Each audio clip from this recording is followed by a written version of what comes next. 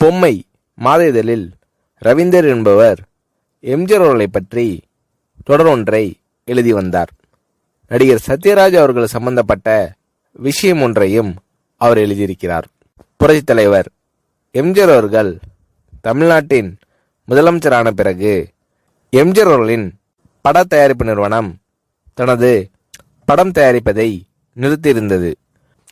மீண்டும் படம் தயாரிக்க வேண்டும் என்று முடிவு செய்த பிறகு தயாரிக்கும் கதையில் இன்ஸ்பெக்டர் வேடத்துக்கு சத்யராஜ் அவர்களை நடிக்க வைக்கலாம் என்று எம்ஜிஆர் அவர்கள் அபிப்பிராயம் தெரிவித்தார்.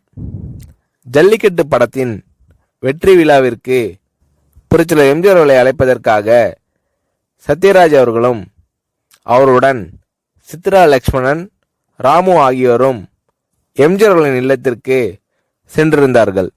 புரட்சி தலைவர் எம்ஜிஆர் அவர்கள் உடற்பயிற்சி செய்த கர்லா கட்டையை அப்போதுதான் சத்யராஜுக்கு பரிசளித்தார்.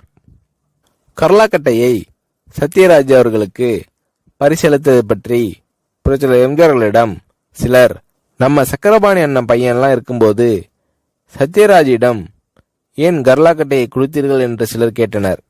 அதற்கு புரட்சியாளர் எம்ஜிஆர் அவர்கள், யார் யாருக்கிட்ட கொடுத்தா வேலை நடக்கும்னு எனக்கு தெரியும் என்று கூறினார். பிறகு இதை பற்றி கேள்விப்பட்ட நடிகர் சத்யராஜ் அவர்கள், நாம இல்லாத போது நம்மை பற்றி பேசுவது பெரிய விஷயம், நான் இல்லாத போது எம்ஜிஆர் அவர்கள் ஞாபகத்தில் நான் இருந்திருக்கிறேன் என்பது பெரிய விஷயம் இல்லையா என்று நடிகர் சத்யராஜ் அவர்கள் நெகிழ்ந்து போனார்.